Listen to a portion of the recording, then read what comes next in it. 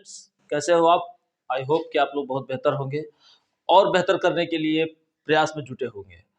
तो हमने कहा था कि अपने इस जीएसएन हिंदी हब के प्लेटफॉर्म पे जो सब्जेक्ट पढ़ना हम लोगों को, एक तो जीएस है और दूसरा हिंदी है। तो Hindi literature, Hindi subject, Hindi grammar की अगर हम बात करें तो मैंने ये भी ऑलरेडी आपसे डिस्कस कर रखा है कि इसके सिलेबस को लेकर के क्या है। तो सिलेबस हमने बता रखा है। अब आज हम लोग स्टार्ट करेंगे हिंदी भाषा के बारे में कुछ विशेष तथ्य। हिंदी भाषा को अगर हम बात करें तो यहाँ देखें आप, लिखा हुआ भाषा। तो भाषा कहते किसे हैं? सबसे पहले तो हमें ये समझ आना चाहिए कि आखिर भाषा का रोल क्या है। Language actually it is a connecting medium, it is a connecting platform. भाषा क्या है? एक ऐसा पुल है जो दो व्यक्तियों को जोड़ने का काम करती है। अब व्यक्तियों ही नहीं, यहाँ समूह भी हो सकता है, भीड़ भी हो सकती है। कहने का सीधा तात्पर्य यह है कि भाषा हमारे पास, हमारे लोगों के बीच, हमारे जानने वालों के बीच, हमारे न जानने वालों के बीच एक तरीके का कनेक्टिंग प्लेटफॉर्म है। अब भाषा हिंदी को हम लें तो हिंदी भाषा का विकास कैसे हुआ, ये हमारा इशू है। तो पहली बात तो क्लियर हो गया कि भाषा विचारों के आदान प्रदान का मौखिक अथवा लिखित दोनों ही माध्यम है, दोनों ही साधन है। और इस साधन के जरिए हम अपने विचारों को एक व्यक्ति से दूसरे व्यक्ति तक पहुंचाने का काम करते हैं। अब इस भाषा में जो निर्माण हुआ ध्वनियों का, भाषा का निर्माण, यहाँ पे ध्वनि, यानी कि भाषा ही हमें ध्वनि के रूप में दिखाई देती है। हमने क्या कहा? मौखिक और लिखित। भाषा क्या बताया हमने? मौखिक और लिखित। तो मौखिक किसमें है? ध्वनि, हम बोल रहे हैं, आप सुन रहे हैं। जब लिखने लगेंगे इसी भाषा को तो ये बदल जाएगा साहित्य में, यानी कि लिटरेचर।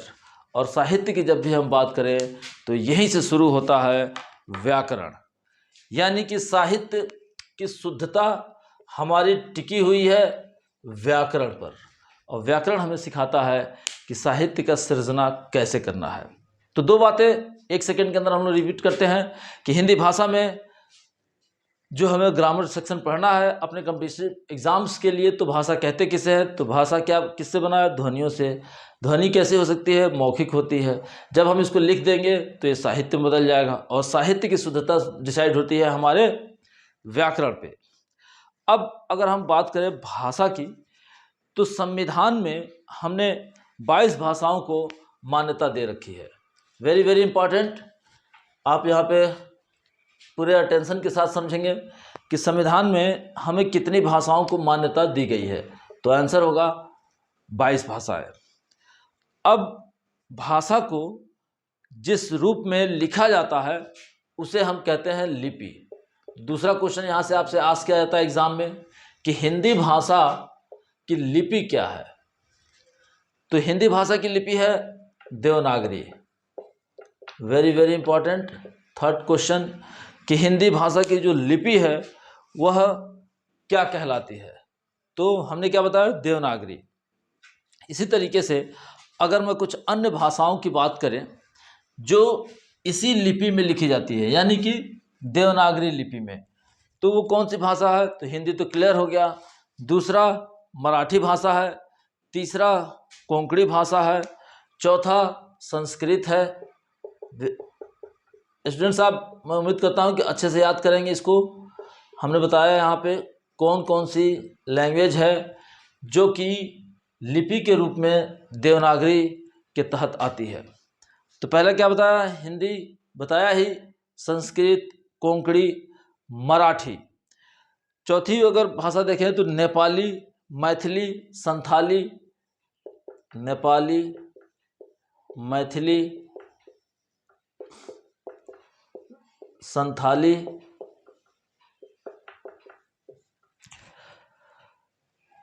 अगली भाषा है डोगरी और बोडो।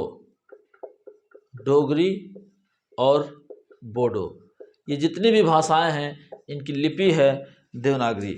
तो याद रखिएगा। यहाँ पे मैं आपको एक क्वेश्चन और रिमाइंडर कर दूं कि सारे भाषाओं की जननी किस भाषा को बोला जाता है, तो वो उसका आंसर होगा संस्कृत।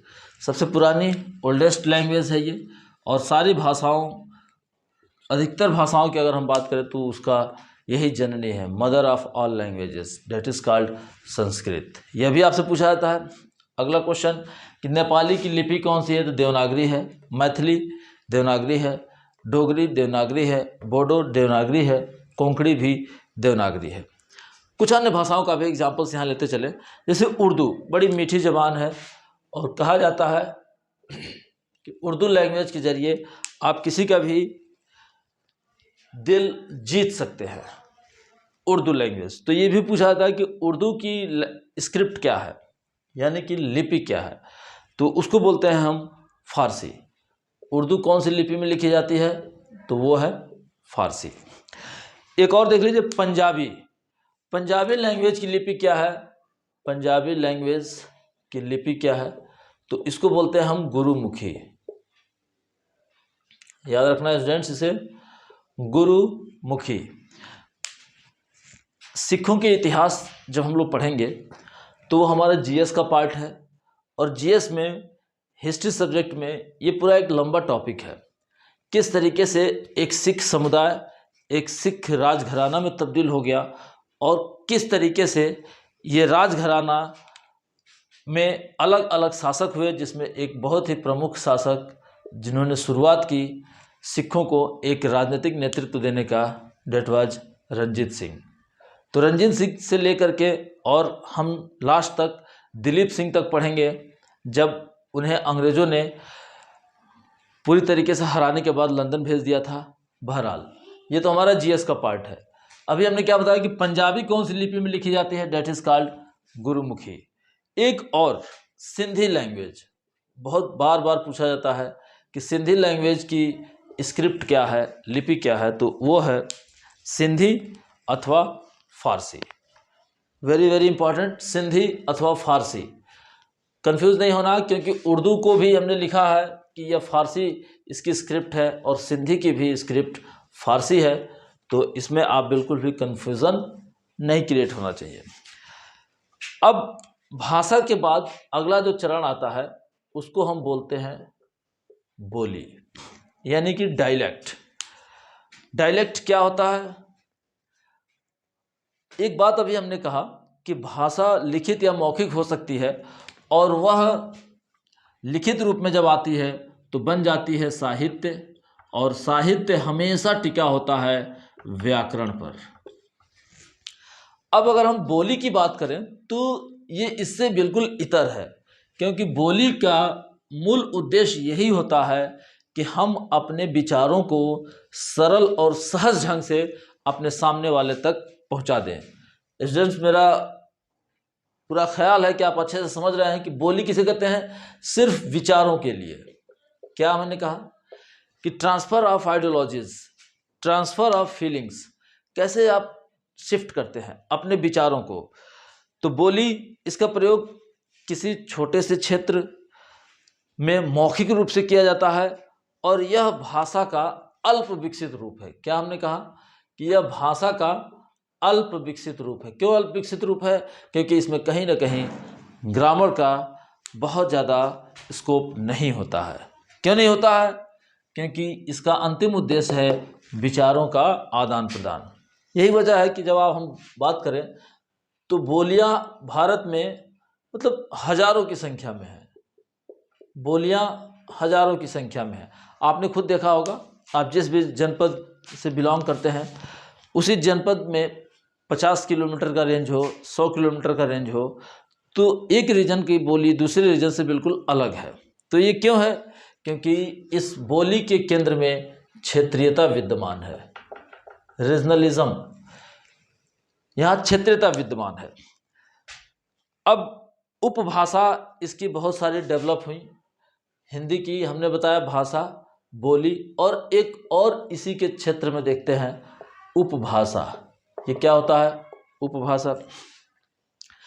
हिंदी के विकास में बहुत सारी बोलियों का योगदान है। यही वजह है कि हिंदी को समझाने के लिए अगर हम अलग अलग पेरिफेरल एरिया में देखें, भारत के अलग अलग जोन में, तो हिंदी स्पेशली नॉर्थ वेस्ट और नॉर्थ ईस्टर्न रीजन, यहाँ ये वाला जो जोन है, स्पेशली ये मिडिल इंडिया वाला पार्ट, नॉर्थ ईस्ट में नहीं जाएंगे हम, ये बिल्कुल अलग हिस्सा है। ये वाला जो क्षेत्र है यानी कि राजस्थान, गुजरात, पंजाब, हरियाणा, कश्मीर, दिल्ली और ये बीच में आ गया मध्य प्रदेश, उत्तर प्रदेश, यहाँ पे उत्तराखंड, ये जो रीजन है यह कहीं ना कहीं हिंदी भाषा के केंद्र में रहा है। तो पूर्वी हिंदी इसका एक रूप है उपभाषा के रूप में। तो अगर पूर्वी हिंदी है तो जाहिर सी बात है कि पश्चिमी हिंदी भी होगा। क्या आप समझ पा रहे हो? पूर्व हम तब समझ पा रहे हैं कि जब पश्चिम भी हो। तो पूर्वी हिंदी में जो आता है हमारा क्षेत्र, एक फार्मूला आप याद रखना, AOC, या इसको हम और थोड़ा इजी कर ले ABC करके, कि पूर्वी हिंदी के तहत कितनी उपभाषाएं आती हैं। तो क्या हमने बताया? अवधी, बघेली, छत्तीसगढ़ी। याद रहेगा स्टूडेंट्स, अवधी, बघेली, छत्तीसगढ़ी। इसी तरीके से अगर हम पश्चिमी हिंदी की बात करें, यानी पश्चिमी हिंदी इधर गुजरात, नॉर्थ का गुजरात, राजस्थान, वेस्ट मध्य प्रदेश, वेस्ट पश्चिम उत्तर प्रदेश, ये वाला जो हिस्सा है यहाँ पे पश्चिमी उपभाषा है, पश्चिमी हिंदी बोली जाती है। और इसमें आता है एक तो ब्रज क्षेत्र आता है, बहुत सारे साहित्य लिखे गए। सूरदास का आपने नाम सुना होगा, सुरसागर, सुर सरावली, साहित्य लहरी, ये सारी भाषाएं ब्रज भाषा में लिखी, सारे जो साहित्य हैं वो ब्रज भाषा में लिखे गए हैं। तो ब्रज, बुंदेली, कन्नौजी, हरियाणवी, ये जितनी भी बोलियां हैं ये सब इसी का हिस्सा है। अगर उत्तरी क्षेत्र की हम बात करें तो ये पूरा उत्तराखंड लेकर के ये सब पहाड़ी रीजन है। तो पहाड़ी उपभाषा के रूप में डेवलप हुई और इसमें कुमायूनी और गढ़वाली, ये दोनों उत्तराखंड के ज़िले हैं, कुमायूं और गढ़वाली। राजस्थान की अगर हम बात करें, ये वाला जो जोन है, तो राजस्थान में भी मारवाड़ी, मेवाती, हड़ौती, जयपुरी, मालवी, इस तरीके की भाषाएं डेवलप हुई। मागधी, मगध रीजन यानी कि बिहार, यूपी, बिहार, ये वाला जो रीजन है, तो यहाँ पे मगही, भोजपुरी और अंगिका, इन उपभाषाओं की सृजना हुई। स्टूडेंट्स, अब हम यहाँ से किस तरीके से ये ध्वनि चिन्हों को व्यक्त किया जाता है, भाषा हमने बताया कैसे डेवलप हुई। तो 1 मिनट के अंदर हम लोग क्विक रिवीजन करते हैं। सबसे पहले हम लोगों ने लेक्चर शुरू किया कि भाषा किसे कहते हैं, बोली क्या होती है, बोली को कैसे समझेंगे। तो हमने बताया बोली क्षेत्रीयता पर टिकी होती है, यही वजह है कि बहुत ज़्यादा इसमें विभिन्नता दिखती है। दूसरा, विचारों का आदान प्रदान है बोली में। साहित्य हमेशा व्याकरण पर टिका होता है और यहाँ पे हेर फेर नहीं हो सकती है। चौथी बात देखिए, एक और सेगमेंट डेवलप हुआ था उपभाषा का, जो हमने बताया पूर्वी हिंदी, पश्चिमी हिंदी, मध्य भारत की हिंदी, उत्तरी भारत की हिंदी। तो इसमें किस किस तरीके से बोलियां डेवलप हुई, जैसे हमने बताया पूर्वी में अवधी, बघेली और छत्तीसगढ़ी, इसी तरीके पश्चिमी में ब्रज, बुंदेली वाले जो भाषाएं हैं। अब ये जो बोली होती है, बोली से भाषा और भाषा साहित्य डेवलप किया, और साहित्य हमेशा व्याकरण पर डिपेंड करता है।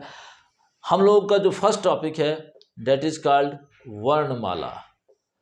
तो ध्वनियों की वह सबसे छोटी इकाई ही वर्ण कहलाती है और वर्णों के समूह को वर्णमाला कहते हैं। स्टूडेंट्स, आई होप कि आप लोगों को ये बात समझ में आई होगी और मैं उम्मीद करता हूं कि आप लोग अपने लाइक्स कमेंट्स के ज़रिए हमें ज़रूर इत्तला करेंगे ताकि हम इस लेक्चर को और ज़्यादा इंटरेस्टिंग और बेहतर बना सकें। Okay students, thanks, have a nice day.